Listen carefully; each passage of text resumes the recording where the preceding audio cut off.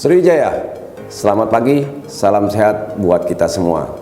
Saya Dr. Usman Alkap, spesialis penyakit dalam, Vinasim, sebagai dokter di Poli Penyakit Dalam Rumah Sakit Tingkat 2 Dr. Aka Gani. Pada hari ini saya akan menyampaikan sedikit ilmu tentang diabetes mellitus atau penyakit kencing manis.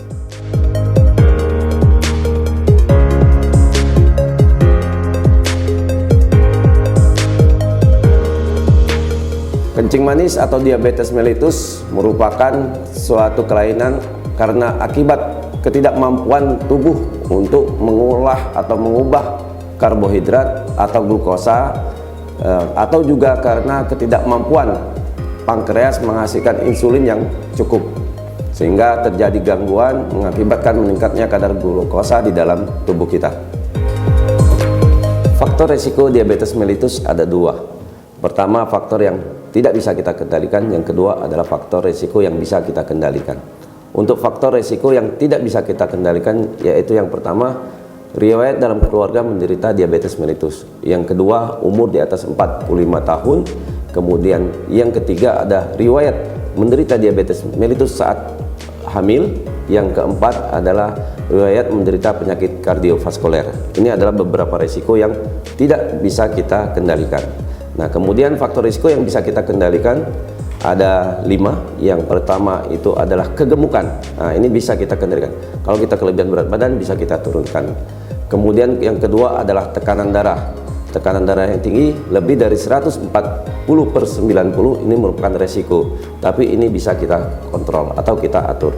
Kemudian yang ketiga adalah kolesterol. Kolesterol ini tergantung dari makanan yang kita makan. Apabila kita banyak mengandung lemak hewani, ini akan meningkatkan kolesterol kita. Kemudian yang keempat adalah gaya hidup kita yang kurang bergerak. Jadi untuk menurunkan resiko ini kita harus banyak bergerak, aktivitas minimal 30 menit sehari. Yang kelima adalah pola makan. Nah, ini tergantung dari pribadi kita masing-masing. Bagaimana kita cara mengatur pola makan diet yang baik agar kadar gula darah kita tidak tinggi.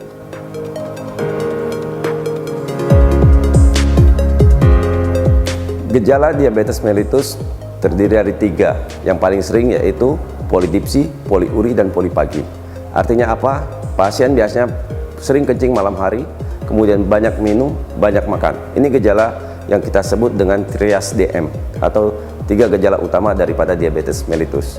Kemudian didukung juga hasil dari laboratorium, di mana hasil gula darah sewaktu itu didapatkan lebih dari 200 mg per desiliter, dan gula darah puasa itu lebih dari 126 mg per desiliter. Selain itu, pasien-pasien diabetes mellitus juga timbul gejala-gejala lainnya seperti berat badan turun tanpa ada penyakit yang menyertai, atau berat badan menurun tidak jelas sebabnya.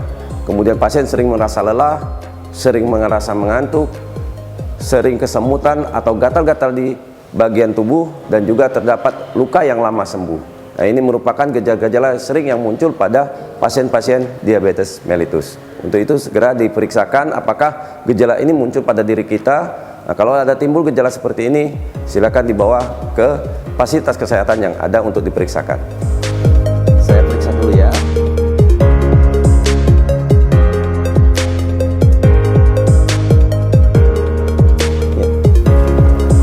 Komplikasi diabetes mellitus ada beberapa. Karena beda dengan penyakit yang lain, kalau diabetes ini, penyakit kencing manis ini memiliki gejala ataupun komplikasi yang lebih banyak daripada penyakit lain. Kalau hipertensi dia hanya tensi saja. Sedangkan pada pasien dengan kencing manis, yang pertama dia bisa komplikasi terhadap otak. Nah, otak ini akan meningkatkan tekanan darah, bisa juga terjadinya stroke. Kemudian yang kedua, komplikasi di mata. Komplikasi di mata, mata menjadi kabur, bisa menjadi katarak. Kemudian yang ketiga, dia bisa juga timbul komplikasi di gigi, di mana gigi akan lebih mudah keropos dan mudah lebih lepas. Kemudian selanjutnya bisa juga mengenai jantung. Jadi pada pasien-pasien dengan diabetes, kolesterol tinggi, ini akan meningkatkan resiko penyakit gagal jantung. Kemudian pada pasien-pasien tersebut juga terjadi gangguan mental, di mana pasien merasa lebih lelah, kemudian lebih cepat mengantuk. Kemudian selanjutnya komplikasi yang bisa timbul pada pasien-pasien diabetes mellitus itu terjadi pada ginjal, yang namanya kita sebut nefropati diabetikum. Jadi gangguan pada ginjal akibat diabetes atau gula darah yang tinggi. Komplikasi yang selanjutnya yang bisa terjadi pada pasien-pasien kencing manis ini yaitu pada kulitnya sering kering dan terjadi luka yang lama sembuh. Kemudian pada bagian saraf ini akan terjadi kesemutan, rasa tebal, dan juga pada pasien ini akan terjadi luka yang tidak terasa. Untuk mencegah kencing manis ini, yang pertama kali yang harus kita lakukan adalah cek kesehatan kita di fasilitas kesehatan agar kita mengetahui kondisi tubuh kita. Kemudian yang kedua, bagaimana menjaga pola makan kita. Kita konsul ke dokter ahli gizi yang ada di rumah sakit untuk mengatur pola makan. Kemudian yang ketiga yang harus kita lakukan untuk menurunkan berat badan pada pasien-pasien kencing manis dengan kegemukan, lakukan aktivitas berolahraga paling tidak 30 menit setiap harinya. Kemudian yang keempat, untuk pasien-pasien kencing manis yang sudah mendapat terapi seperti biasa, insulin, metformin, glibenclamid ataupun glimepiride, ini diharuskan untuk minum obatnya secara teratur agar kadar gula darahnya tetap teratur, terkontrol baik dengan obat-obatan tersebut. Kemudian yang berikutnya, yang kelima, kita harus sering-sering cek gula darah kita. Berapa kadar gula darah untuk mengetahui apakah tinggi ataukah tidak. Kemudian yang keenam, ini sering-sering periksa kaki, karena pasien-pasien kencing manis ini lupa pada saat dia pemeriksaan kakinya timbul luka, lukanya tidak sembuh sehingga menjadi gangren atau ulkus.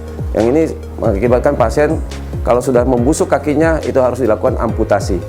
Nah, kemudian yang terakhir yaitu kita lakukan cek secara terus-menerus untuk mengetahui bahwa kadar gula darah kita ini sudah terkontrol dengan baik.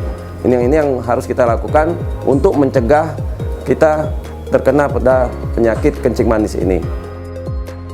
Mari kita cegah penyakit diabetes mellitus sejak dini. Stay healthy, stay awesome, salam sehat.